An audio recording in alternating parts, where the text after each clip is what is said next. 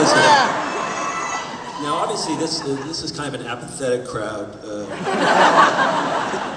Can you give us some sense of the cultural impact of this show in Britain and what it meant or might not have meant to you growing up in a Doctor Who world? Because here it's something that you go to a cable station to find, and in your country, it's a Saturday night TV event.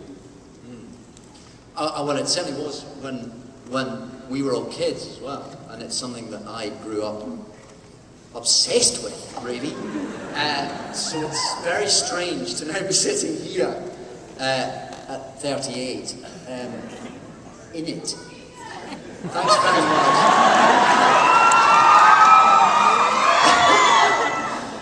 But yes, no, it's part of the race memory in Britain, I think, and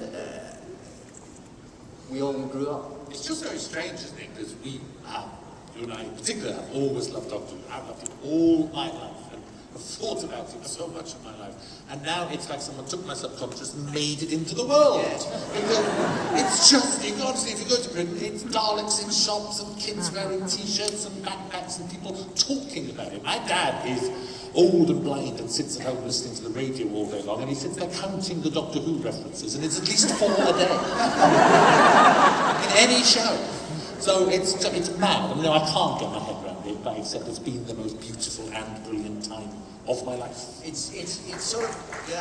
That's my life. That's my life. Its impact has got kind of overwhelming. You go into a supermarket and your face is on a cake and t-shirts and children's pants. It's which isn't something they prepare you for at drama school. But all that side of it is slightly overwhelming and difficult to really get objective about. It's hard to really feel how important it is to people, which is why it's great to come here and show you that trailer that we're so excited about and hear that great response, because it's because we love making this show so much. And the America, it's your job now. We want this country to be like that now. We want the children's pants and the cakes and everything. Go out there and spread the word. Tell people. Eros, were you a Doctor Who fan before you started making them? Yeah, huge fan. And watching the show in Wales, which is a quiet little corner of the United Kingdom, little did I imagine that we'd be turning Swansea and Cardiff into the rest of the universe. It's a real treat. I didn't really watch as a child. I kind of dipped in and out, but when I was fortunate enough to take over on the show, Russell gave me a homework list. Do you remember? Which was Russell's favourite titles. And City of Death for me, the Tom Baker story. I just loved it, and from that moment of watching that episode or that story, I thought, God, there's so much we can do with this title. It's so much fun. It's got so much emotion. It's so mad. I loved it. Do you think that...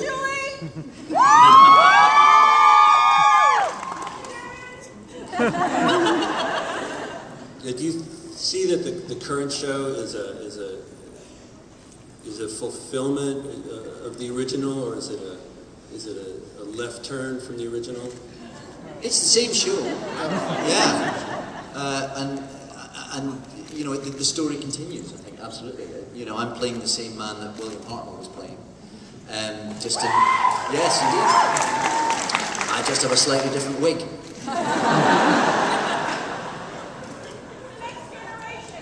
Sure.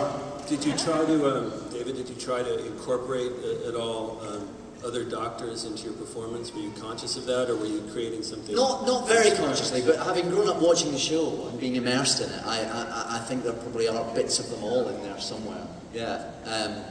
And yet you have a responsibility to make this character new and of now and of yourself, because that's how he works. You know, you're not. It's not like James Bond or Tarzan or Sherlock Holmes or one of these characters that is reborn in the same mold. It's kind of beholden on you to break the mold a bit and to make this a new man. which is why I went for the different wig. Love your hair! Thank you.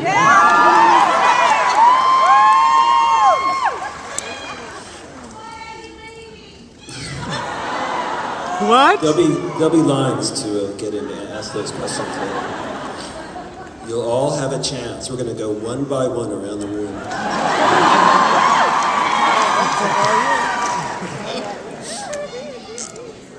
There's an amazing amount of... the show covers just a great array of tones and ideas. Sometimes it's just from episode to episode. It seems almost like the visual plan changes. And Eros, you directed 2 consecutive episodes at the beginning, which took you from 5 billion years in the future to Victorian England in the late 1860s, or 70s, or 80s, or 90s. Can you address that how you craft these different, just different approaches to different stories? Is there a conscious thing you do? I mean, I think from a tonal point of view, we set to give the different stories kind of different looks because they exist in different worlds, and that is always born out of the script. We always start with the script, and that's our guiding light. And I think taking the stories in those radically different directions into the future, into the past, kind of demands that they get treated in a different way, and yet. The adventures, the excitement, the humour, we hope that each of those episodes have. So there's a universality as well as kind of a huge breadth of difference in what we do. Julie, can you talk a little bit about how you can make a show that looks that good and does all those things on a tiny little budget? We go over budget.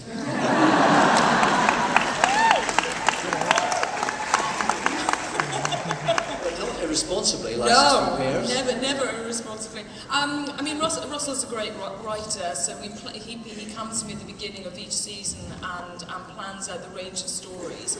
And part of that is a practical discussion as well as a creative discussion. And we make hard choices sometimes. We make hard choices about how many special effects we can have, how many stunts we have, and we balance it. So you will often see in a run of 13 episodes, there'll be a smaller episode, which helps us then pay for the Christmas special. So we do little tricky things like that. We double bank, so that we have 2 units running at the same time, and we just work really hard and call in a lot of favours and a lot of love.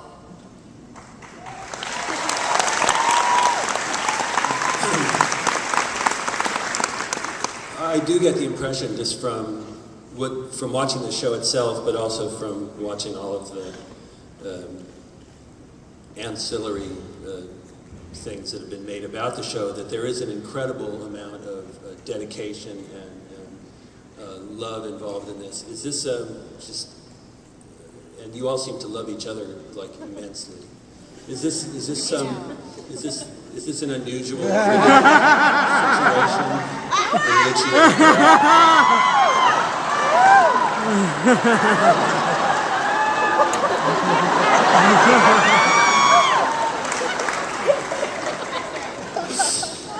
I'm thrilled.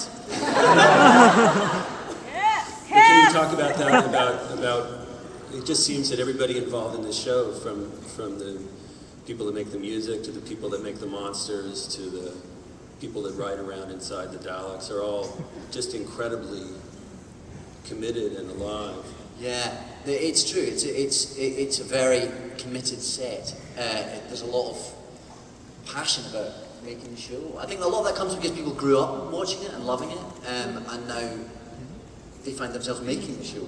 I think we managed to expand our budget through the goodwill of a lot of the people who are working on the show, just because they're so glad to be there, and we benefit greatly from that legacy. I think